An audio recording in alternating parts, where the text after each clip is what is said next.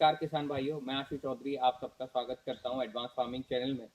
आज की वीडियो में हम बात करने जा रहे हैं सर्दियों में मिर्च की नर्सरी कैसे डालें, किन किन बातों का ध्यान रखना है, कौन सी विधि है जो आपकी नर्सरी के लिए काफी बेहतर रहेगी और किस प्रकार के रोग और कीट हमारी नर्सरी में आते हैं। सब बातों के बारे में आज हम इस वीडियो में चर्चा करेंगे। हमने पिछली वीडियो में बात करी थी अपने आलू की फसल के बारे में कि 60 से 75 दिन में हम आलू का साइज कैसे बढ़ा सकते हैं, कौन कौन से रोग और कीट आते हैं, उनका बचाव कैसे करें और सिंचाई हम किस विधि से करें जिससे हमारी जो रोग आने की समस्या है वो काफ़ी हद तक कम हो जाए। इस बारे में हमने पिछली वीडियो में बात करी थी। अगर किसी वजह से आप मेरी पिछली वीडियो नहीं देख पाए हैं तो इस वीडियो के डिस्क्रिप्शन में मैंने पिछली वीडियो का लिंक डाल दिया है, वहां पर जाकर आप देख सकते हैं। तो आइए आज की वीडियो हम शुरू करते हैं। तो सर्दियों में नर्सरी डालने के लिए सबसे अच्छा मेथड है लो टनल नर्सरी मेथड। इस मेथड में हम 10 से 15 फीट के अपने बेड बनाते हैं, उनके चारों ओर नालियां बनाते हैं और उसके ऊपर बेड के ऊपर हम जो है नर्सरी लगाते हैं और उसको पॉलिथीन से कवर करते हैं। जैसे कि आपको स्क्रीन पे दिखाई दे रहा होगा, ये हमारा होता है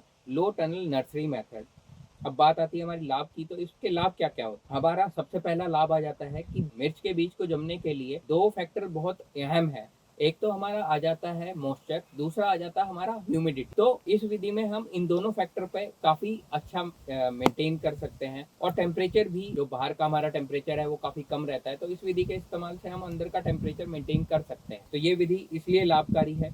दूसरी हमारी बात आती है रोगों और कीटों की।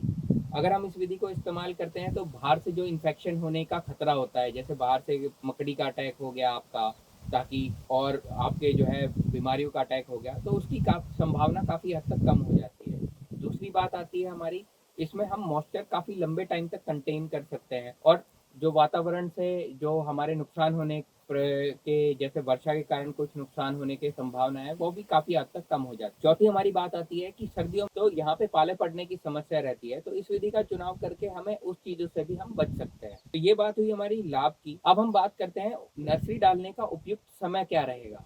वेस्ट यूपी में की बात करें, जहाँ पे मैं रहता हूँ वहाँ की बात करें, तो हमारे यहाँ मिर्च लगभग फरवरी के पहले दूसरे हफ्ते या तीसरे हफ्ते में लगाई जाती है। आपको अगर इस समय पे बुआई करनी है तो आपको नर्सरी जो डालनी चाहिए वो अपनी पहले नवंबर से और 15 नवंबर के बीच में आपको ये नर्सरी डालनी चाहिए। अब नवंबर में सबसे अच्छी बात यह है कि एक तो गर्मी रहेगी, इतनी ठंड नहीं रहेगी, तो टेम्परेचर अधिक होने के कारण हमारा जो जर्मिनेशन है वो काफ़ी अच्छा आएगा। और दूसरा, जो इस समय के हमारी जो रूट जोन डेवलप होगा वो काफ़ी अच्छी तरह से रूट जोन हमारा डेवलप होगा। इससे पेड़ जो हमारे निकलेंगे वो काफ़ी स्वस्थ निकलेंगे, उनकी जड़ें काफ़ी विकसित होंगी और तना जो होगा वो हमारा मोटा होगा।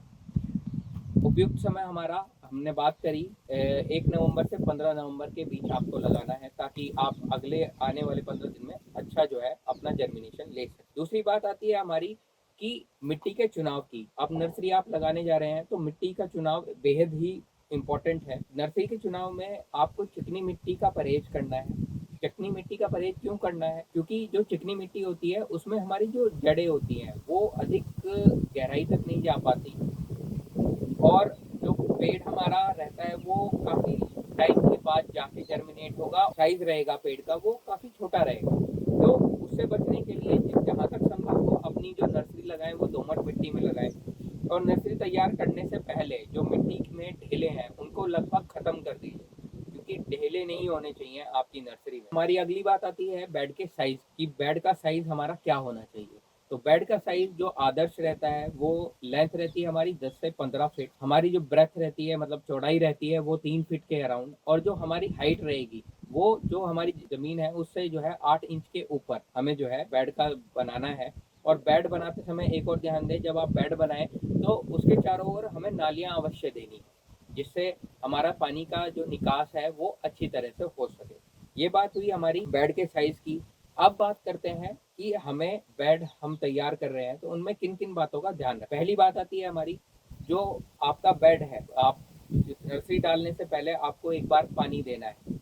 जो आपकी चारों ओर नालियां हैं उसमें आपको पानी देना है, ताकि जो मिट्टी का कटाव है वो पहले ही हो जाए। जो हमारे बेड पे दरारें खुलनी है वो पहले ही खुल जाए, ताकि हमें आगे जाके उसका नुकसान ना हो। दूसरी बात आती है, जब आपने बेड बना लिया है, और ये काफ़ी अहम बात है जो हमारे कृषक भाई भूल जाते हैं कई बार, आप जब भी बेड बनाए, और ये आपके जर्मिनेशन में भी आपको फायदा करेगी, जब भी आप बेड बनाए तो उसके ऊपर एक जो लेयर डालनी है आपको, कोकोपिट आता है हमारा बाजार में, काफ़ी ब्रिक आती हैं उसकी कोकोपिट की।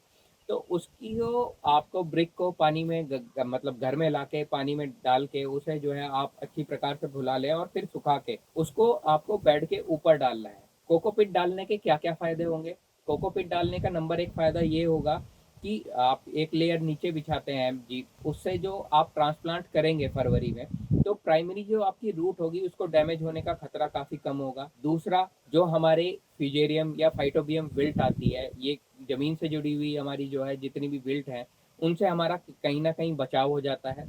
तीसरी बात आती है कि कोकोपीट काफ़ी देर तक हमारा मॉइस्चर कंटेन करता है, तो हमें बार-बार सिंचाई करने की आवश्यकता नहीं होगी। कोकोपीट का चुनाव बिल्कुल करें।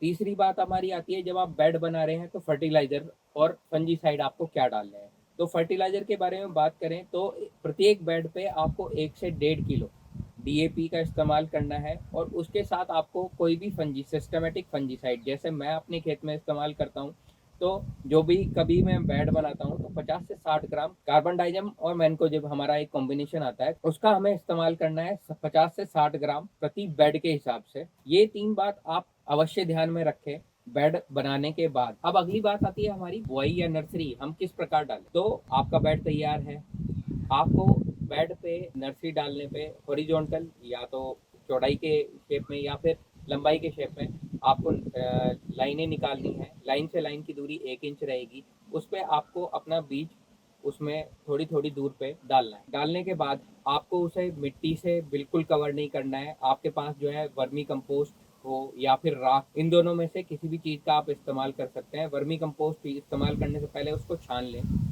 और राख को भी, दोनों को छान कर तब आपको इस्तेमाल करना है। बीज के ऊपर केवल उतनी मात्रा डालनी है जितनी में आपका बीज केवल एक पतली सी लेयर से ढक जाए।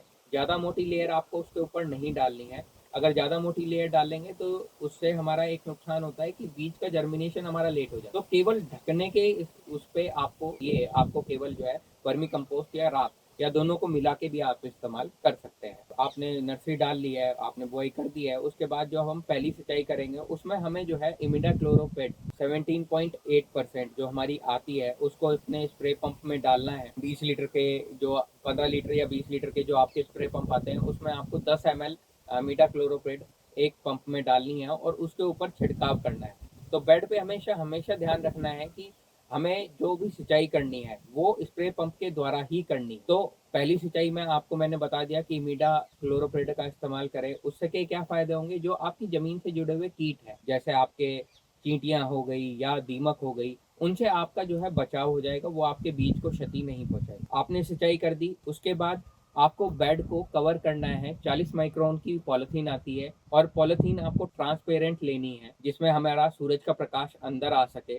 तो उससे आपको अपने बेड को एकदम मिला के ढक देना है। ढकने के बाद आपको केवल मॉइस्चर का ध्यान रखना है। 2 से 3 दिन बाद या आपको जो है जब भी आपको लगे कि आपकी नर्सरी में मॉइस्चर कम हो रहा है तो आपको स्प्रे पंप के द्वारा एक स्प्रे कर दें। 10 दिन बाद लगभग आपके जर्मिनेशन आने लगेगा। उस समय पे आपको जो है लोहे के तार लगा के बेड पे जो आपकी पॉलिथीन है उसको 1 फीट ऊपर कर देना है। और दूसरी बात आती है हमारी, जैसे हमारे यहाँ सर्दियाँ रहती है तो उस समय पे जब भी आपका सूरज निकले तभी आपको वो पॉलिथीन हटानी है, सूरज दिखाना है अपनी नर्सरी को।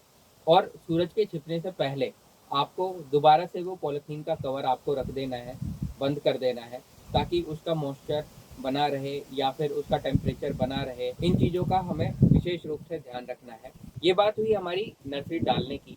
अब हम बात करते हैं प्रमुख कीट और रोगों के बारे में जो हमारे नर्सरी में अक्सर आते हैं और जिनसे हमारे नर्सरी को क्षति पहुंचती है, उनके बारे में और उनका रोकथाम हमें किस प्रकार करना है, इस बारे में बात करेंगे।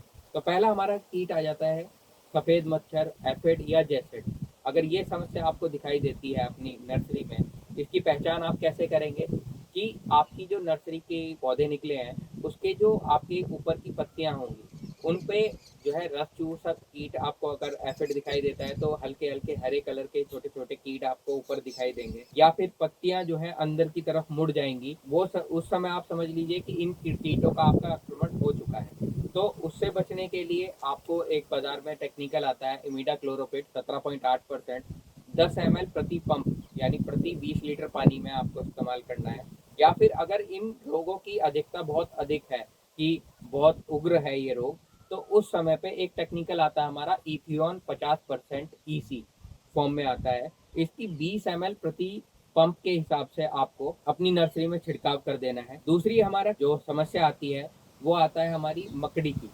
मकड़ी पे क्या रहेगा, जो आपका पौधा है उसके जो ऊपर की जो आपकी कॉपल है, उसकी जो बीच की शिरा होगी वो तन जाएगी या फिर जिगजैग उसकी हो जाएगी। और एक इसकी प्रमुख पहचान भी ये है कि जो आपका पौधे का ग्रोथ होगी वो वहीं रुक जाएगी। तो उससे बचने के लिए, जब ये मान लीजिए कि इस समय पे आपके खेत में आपकी नर्सरी में मकड़ी का अटैक आ चुका है, तो इससे बचने के लिए आपको स्पायरोमाइसिफेन करके एक टेक्निकल आता है, उसकी 10 ml प्रति 20 लीटर पानी के हिसाब से आपको छिड़काव कर देना है। अब तीसरी बात आती है हमारी थ्रिप्स की।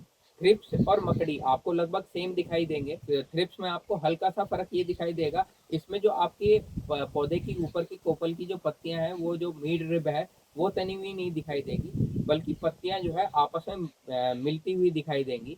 तो इससे बचने के लिए आपको फिप्रोनिल एक टेक्निकल आता है 5% एससी में, उसका 20 ml प्रति 20 लीटर पानी के हिसाब से आपको छिड़काव करना है। अब हमारी एक बहुत घातक बीमारी के बारे में बात करते हैं जो नर्सरी में हमें अधिक देखने को मिलती है, और ये वहाँ पे आपको ज़्यादा देखने को मिलेगी जहाँ पे पानी की अधिकता ज़्यादा हो जाती है, या किसी कारणवश या किसी भूलवश हम एक हिस्से में ज़्यादा पानी दे देते हैं इस समय, तो वहाँ पे डंपिंग ऑफ की आपको बीमारी नर्सरी में देखने को मिल जाती है। तो डंपिंग ऑफ से बचने के लिए आपको हर 7वें दिन पे कोई भी सिस्टमेटिक आपको फंजीसाइड लेना है। या तो आप कार्बन डाइजम मैनकोजेब ले लीजिए। कार्बन डाइजम मैनकोजेब आपको 30 ग्राम प्रति 20 लीटर पानी में, या फिर थाइपोनेट मिथाइल, इसको 20 ग्राम प्रति 20 लीटर पानी में इस्तेमाल करें। अगर आप ये हर 7वें दिन इस्तेमाल करते हैं तो डंपिंग ऑफ की जैसी हमारी बीमारियां हैं ये आपकी नर्सरी से काफ़ी दूर रहेंगी। तो किसान भाइयों, ये थी हमारी आज की वीडियो। आशा है कि आपको इसमें मैंने जितनी ज़्यादा जानकारी दे सकता था उतना मैंने इसमें देने की कोशिश करी है। अगर आपके फिर भी कोई ऐसे प्रश्न हो जो आप इसके बारे में पूछना चाहते हो, तो इस वीडियो के कमेंट सेक्शन में आप मुझे कमेंट कर सकते हैं। और अगर आपको वीडियो अच्छी लगी हो तो लाइक करें, शेयर करें, सब्सक्राइब करें। धन्यवाद।